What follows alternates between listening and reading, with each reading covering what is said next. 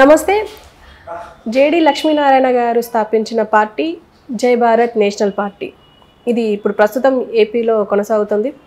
మరి ఈ పార్టీకి సంబంధించి మనతో పాటు అధికార ప్రతినిధి చిరంజీవి నాయక్ గారు ఉన్నారు. ఆయనతో చిట్ చాట్ ఉంది మనతో. నమస్తే సార్. నమస్తే అండి. జై భారత్. జై భారత్. సార్ చెప్పండి సార్, ఇప్పుడు మనము జనరల్గా మీ పార్టీ గురించి అన్నీ తెలుసుకుందాం. ఇప్పుడు ఏంటంటే పార్టీ అంటేనే చేరికలు, ఒక పార్టీ నుంచి ఇంకో పార్టీకి మారుతూ ఉంటారు. మరి మీ పార్టీలోకి కొత్తగా ఎవరైనా పెద్దవాళ్ళు సీనియర్ నాయకులు ఎవరైనా వచ్చారా? సీనియర్ నాయకులు అంటే ఆప్ స్టేట్ కన్వీనర్ పోతిన రామారావు గారు జాయిన్ అయ్యారండి మా పార్టీలో. సో మిగిలిన వాళ్ళు జాయిన్ అవుతున్నారు, కానీ మేబీ మీ మీడియా దృష్టికి వాళ్ళు పెద్దవాళ్ళుగా కనపడకపోవచ్చు. ఇప్పుడు వేరే పార్టీలో మీరు చెప్తున్నట్టు పెద్దవాళ్ళు అంటే ఇప్పుడు వాళ్ళు మా ప్రిన్సిపల్స్కి తగినట్టుగా వాళ్ళు నడుచుకోలేరు అన్నమాట రాజకీయాలు. అంటే ప్రలోభాలు, ఓటర్లకు ప్రలోభాలు పెట్టకుండా ఉండాలి, డబ్బు మద్యం పంచకూడదు, కుల మతాలకు అతీతంగా రాజకీయం చేయకుండా వాళ్ళు ఉండలేరు. సో ఈ ఆస్పెక్ట్లో చూస్తే వాళ్ళు మాతో మా ఐడియాస్తో వాళ్ళు సింక్ అవ్వలేరు అనమాట. అందుకని వాళ్ళు మా దగ్గరికి వచ్చేదానికి అంత సమకూత చూపకపోవచ్చు. ఓకే. సో వాళ్ళకు వాళ్ళ మైండ్ సెట్కి తగిన విధంగా ఆ పార్టీలు కనిపిస్తున్నాయి కదా, వైసీపీ కానీ, టీడీపీ కానీ, జనసేన కానీ, ఇప్పుడు కాంగ్రెస్ కానీ, ఆ ప్రలోభాలన్నిటికీ చాలా నీట్గా ఎగ్జిక్యూట్ చేయగలిగే పార్టీస్ ఉన్నాయి కదా. సో అందుకని వాళ్ళు ఆప్షన్గా వాటినే చూస్తారు తప్ప మా దగ్గరికి రాలేరు వాళ్ళు. ఓకే. అంటే ఇప్పుడు మీ పార్టీ ఉద్దేశాలు అది ప్రజల్లోకి తీసుకెళ్లారా? వెళ్తున్నాయి కదండి. ఇప్పుడు మీడియా ద్వారా కొంత ప్రయత్నం చేస్తున్నాము, మీలాంటి ఛానల్స్ కొంతవరకు సపోర్ట్ చేస్తున్నారు. సోషల్ మీడియా ద్వారా మా సెట్ ఆఫ్ ఫాలోవర్స్ ఉన్నారు, అది వెళ్తున్నాయి. గ్రౌండ్ లెవెల్లో లీడర్స్ ఎక్కడెక్కడైతే ఆల్రెడీ పొజిషన్స్ తీసుకున్నారో వాళ్ళు ప్రజల్లోకి ఐడియాలజీని తీసుకెళ్తున్నారు, పార్టీని తీసుకెళ్తున్నారు. సో అది మీడియా కొంత కవరేజ్ విషయంలో మాత్రం media so called main stream media తగినంత ప్రాధాన్యత ఇవ్వట్లేదు. ఓకే. అంటే మీ పార్టీకి ఇవ్వట్లేదు అంటే తగినంత ప్రాధాన్యత అయితే ఇవ్వట్లేదు. యాక్చువల్గా డెమోక్రసీలో ఎలా ఉండాలంటే ఏదన్నా కొత్త పార్టీ వచ్చిందంటే ఆ పార్టీని జనాల్లోకి, ఆ పార్టీ విధి విధానాలు జనాల్లో తీసుకెళ్లే దాంట్లో యాక్చువల్గా మీడియా అనేది చాలా ప్రధాన భూమికి పోషించాలి. డెమోక్రసీ ఫ్లరిష్ అవ్వాలంటే యాక్చువల్గా media has to play very proactive role. కొత్త పార్టీ వస్తే దాన్ని ఐడియాల్స్ని, పార్టీ విధి విధానాలని ఎక్కువ మీడియా తీసుకెళ్ళాలి. అన్ఫార్చునేట్ థింగ్ తెలుగు రాష్ట్రాల్లో ఉన్న పాలిటిక్స్లో మీడియా ఏంటంటే కొన్ని పార్టీలకి, డబ్బున్న పార్టీలకి, కొన్ని కులాలకు సంబంధించిన పార్టీలకి కొమ్ము కాసే పరిస్థితి వచ్చింది. సో అందుకనేసి మా కార్యాచరణ కానీ, మా భావాలు కానీ జనాల్లోకి కొంచెం స్లోగా వెళ్తున్నాయి. వెళ్ళట్లేదని చెప్పాను కానీ స్లోగా వెళ్తున్నాయి. మీడియా సపోర్ట్ ఉండుంటే ఇంకోలా వెళ్తున్నాం. బట్ మెయిన్ స్ట్రీమ్ మీడియాకి కొత్త పార్టీ రావడం ఇష్టం లేదేమో. ఓకే సార్, ఇప్పుడు మనం ఏపీ రాజకీయాల గురించి మాట్లాడుకుంటే రీసెంట్గా ఒక కొత్త సర్వే వచ్చింది. ఆ సర్వే ప్రకారం చూస్తే మళ్ళీ జగనే అన్న ప్రశ్న తలెత్తుతుంది. అంటే ఖచ్చితంగా ఆయనే వస్తారు అని చెప్పేసి అంటున్నారు. దాన్ని మీరేమంటారు? అంటే ఒకటండి, ఇప్పుడు అది సర్వే నిజంగా చేశారో లేదో తెలియదు. బట్ మేము దాన్ని ఎలా చూస్తామంటే అది ఒక పెయిడ్ సర్వేలా ఓటర్లని మద్యం తర్వాత డబ్బు, కుల మతాలతో ప్రభావితం చేయడం కాకుండా ఇలాంటి ఫేక్ సర్వేస్తో, ఇలాంటి పెయిడ్ సర్వేస్తో జనాల్ని, ఓటర్ని ప్రభావితం చేసే దాంట్లో వైసీపీ కానీ, టీడీపీ కానీ సిద్ధహస్తులు వాళ్ళు అనమాట. అందుకనేసి దాన్ని మేము అది ఫెయిర్ సర్వేగా చూసే పరిస్థితి అయితే లేదు. అది ఖచ్చితంగా పెయిడ్ సర్వే అయి ఉంటుంది.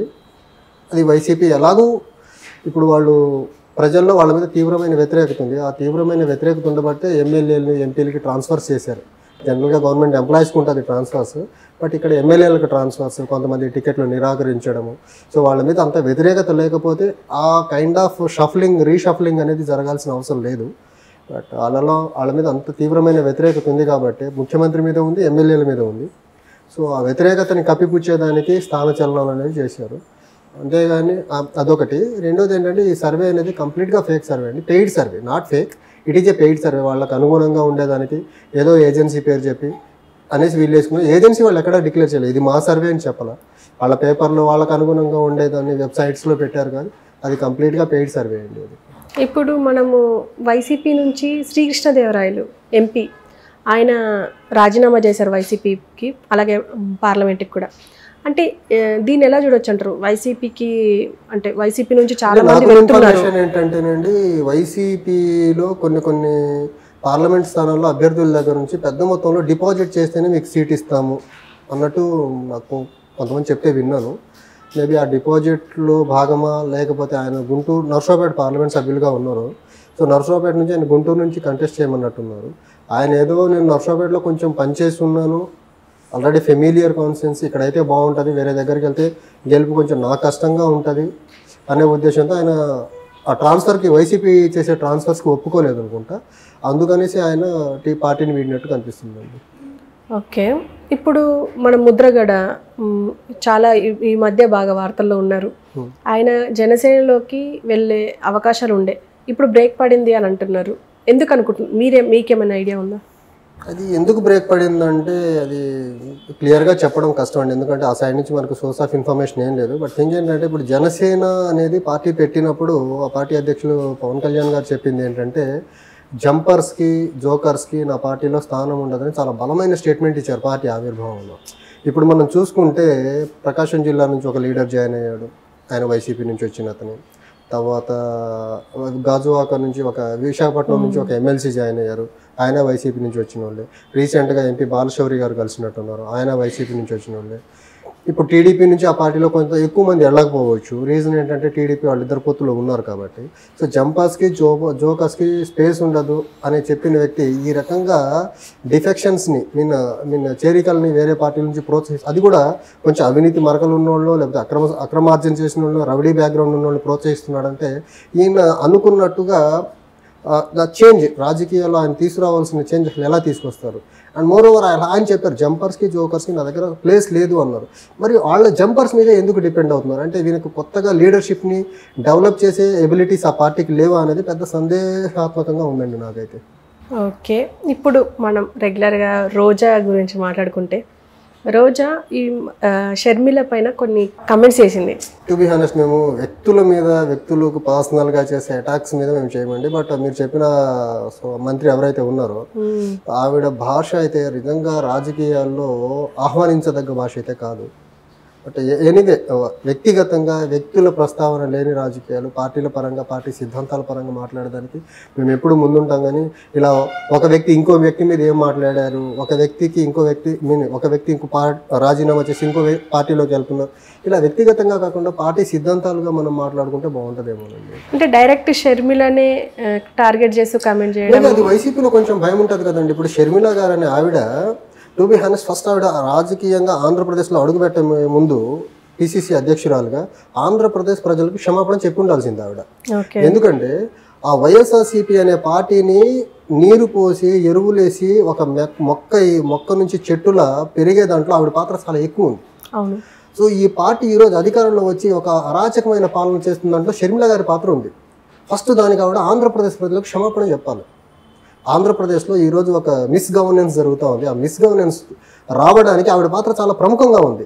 దానికి ఆవిడ క్షమాపణ చెప్పి మాట్లాడుంటే బాగుంటుంది. అలా చేయకుండా ఏదో అన్న చెల్లెల మధ్య ఉన్న గొడవల్ని వాళ్ళు రాజకీయంగా పార్టీలను వాడుకుంటున్నారు తప్ప దానివల్ల ప్రజలకు వచ్చే ఉపయోగం అయితే ఏం లేదండి. కానీ రోజా గారి బాధను అయితే మనం అర్థం చేసుకోగలం, ఎందుకంటే ఇంపాక్ట్ ఉంటుంది కదా. ఇప్పుడు అప్పట్లో కాంగ్రెస్కి ఉండే ఓట్ బ్యాంక్ డైరెక్ట్గా వైఎస్ఆర్సీపీకి వెళ్ళింది. ఇప్పుడు మళ్ళీ ఈవిడ ఒకే కుటుంబంలో నుంచి బయటకు వచ్చి కాంగ్రెస్లో పనిచేయడం వల్ల అటు ఎన్నిన వాళ్ళు లేకపోతే అక్కడ అసంతృప్తిగా ఉన్నోళ్ళు, అతని పాలన నచ్చిన వాళ్ళు, అతని ధోరణి నచ్చిన వాళ్ళు డెఫినెట్గా మళ్ళీ బ్యాక్ వస్తే కాంగ్రెస్ బలపడేదానికి అవకాశాలు ఉండొచ్చు. ఆ వేలో వాళ్ళు కొంచెం ఇన్సెక్యూర్ ఫీలింగ్లో మాట్లాడుతున్న మాటలే ఉండొచ్చు. ఇప్పుడు మనం షర్మిల కౌంటర్ వేసింది జగన్కి ఆల్రెడీ నిన్న మొన్న చూసాము. ఇప్పుడు ప్రజల్లోకి వెళ్తుంది అని విన్నాము. అంటే డైరెక్ట్గా ఇప్పుడు రేపటి నుంచి టూర్లు వేస్తుందంట, ప్రతి జిల్లాకి వెళ్తుంది అని విన్నాం. అంటే ఆమె నమ్మకం ఇస్తుంది అనుకుంటున్నారా ప్రజలకి? ఇచ్చేదానికి ఛాన్స్ నేను చెప్పాను కదా. ఇప్పుడు ఫస్ట్ కాంగ్రెస్ పార్టీ రాష్ట్ర ప్రజలకు అభీష్టం మేరకు రాష్ట్రాన్ని విడగొట్టి తీరం ద్రోహం చేసింది. ఆ పార్టీలో ఆవిడ కొనసాగుతుంది, నంబర్ 1. ఇంకోటి ఆ టైంలో ఆ పార్టీ మీద వాళ్ళు చేసిన ఆరోపణలు కుటుంబం as a whole, YSR family as a whole చేసిన ఆరోపణలు అన్నీ ఇన్ని కావు కదా. అక్రమ కేసులని అదని ఇదని లేకపోతే మా నాన్న పేరుని ఎఫ్ఐఆర్లో అక్రమంగా చేర్పిస్తున్నారనేసి రకరకాలుగా ఆవిడ చేసిన యుద్ధం అంతా కాంగ్రెస్ మీదే చేసింది. పార్టీ పెట్టిన తర్వాత తెలంగాణలో ఆవిడ యుద్ధము ప్యారలల్గా టీఆర్ఎస్తో పాటు కాంగ్రెస్ మీద చేసింది. మరి ఆవిడ ఏ ఉద్దేశంతో వెళ్ళారో ఏదైనా వెళ్ళొచ్చు కానీ బట్ ఆంధ్రప్రదేశ్కి మాత్రం ప్రజల విషయంలో ఆవిడ ఖచ్చితంగా ఫస్ట్ క్షమాపణ చెప్పాలి. వైఎస్ఆర్సీపీ గవర్నమెంట్ ఫార్మేషన్లో ఆవిడ కాంట్రిబ్యూషన్ చాలా ఎక్కువ ఉంది.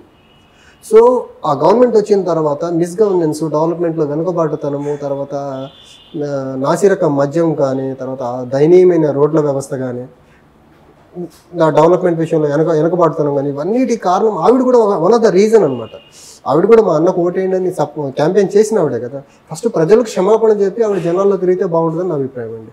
ఇప్పుడు ప్రజల్లో తిరగాలంటే క్షమాపణ చెప్పాలి అంటున్నారు, కానీ డైరెక్ట్గా జగన్ పైన అటాక్ చేసింది. అంటే రేపటి నుంచి నేను మా అన్నని జగన్ అన్న గారు అని పిలుస్తా అని చెప్పేసి ఒక స్టేట్మెంట్. అది వాళ్ళ వ్యక్తిగతంగా ఏమున్నాయండి, వాటి మీద కామెంట్ చేయడం మా పార్టీ పరంగా అంత భావ్యంగా ఉండదు. అంటే ఇది పార్టీ పరంగానే కదా మాట్లాడి, వాళ్ళ రెండు పార్టీల మధ్య నేను వాళ్ళకి సంబంధించిన కాదు కదండి. మా పార్టీ గురించి అడగండి, వాళ్ళ పార్టీల మీద మా స్టాండ్స్, వాళ్ళ వాటి మీద స్టాండ్స్ అడగండి. వ్యక్తిగత వాళ్ళిద్దరు ఏంటి అనే దాని మీద నేను మాట్లాడటం అంత సంబంధం. ఇప్పుడు మనం ముద్రగడ విషయానికి వస్తే మళ్ళీ ఆయనని పార్టీలో చేర్చుకునే అవకాశాలు ఏమైనా ఉన్నాయనిపిస్తుంది. అంటే ఈ బ్రేక్ పడింది, ఇప్పుడు చేర్చుకునే అవకాశాలు ఏమైనా ఉన్నాయా? టీడీపీ ఏమైనా అడ్డుపడుతుందా? అది మనం చెప్పలేమండి. ఒకటైతే చెప్పగలము, ముద్రగడ గారి విషయంలో ఇప్పుడు చూస్తుంటే కొన్ని చేరికలు బాలశౌరి గారు, ముద్రగడ గారి పేరు వినిపిస్తుంది. ఇంకా అఫీషియల్గా నేను చెప్పలేదు. బట్ రీసెంట్గా ఎమ్మెల్సీ జాయిన్ అవ్వడం కానీ, కొడతాల రామకృష్ణ గారు జాయిన్ అవుతారన్నారు. ఇవన్నీ చూస్తుంటే యాక్చువల్గా టీడీపీ జనసేన పొత్తులో భాగంగా టీడీపీ వాళ్ళు జనసేనకి 20-25 సీట్ల కంటే ఎక్కువ ఇవ్వము, మీ దగ్గర లీడర్షిప్ లేదు, ఇన్ని సీట్లు ఇచ్చినా మీ వాళ్ళు ఓడిపోతారు, ఎలక్షనీరింగ్ చేసే అంత కెపాసిటీ మీకు లేదు, ఒక రకంగా ఆ రకమైన వర్షన్తో వచ్చి వీళ్ళకి తక్కువ సీట్లకి కంటైన్ చేసే ప్రయత్నం చేస్తున్నారట టీడీపీ వాళ్ళు. మేబీ ఇలాంటి వాళ్ళని, ఇప్పుడు ముద్రగడ లాంటి వారిని, లేకపోతే కొడతాల రామకృష్ణ గారిని కానీ, ఇప్పుడు ఎమ్మెల్సీ వంశీకృష్ణ యాదవ్ గారు ఎవరో ఉన్నారు, ఇలాంటి వాళ్ళని జాయిన్ చేసుకుని మా దగ్గర కూడా సైజబుల్ నెంబర్ ఆఫ్ కొంతమంది పెద్ద లీడర్స్ జాయిన్ అయ్యారు.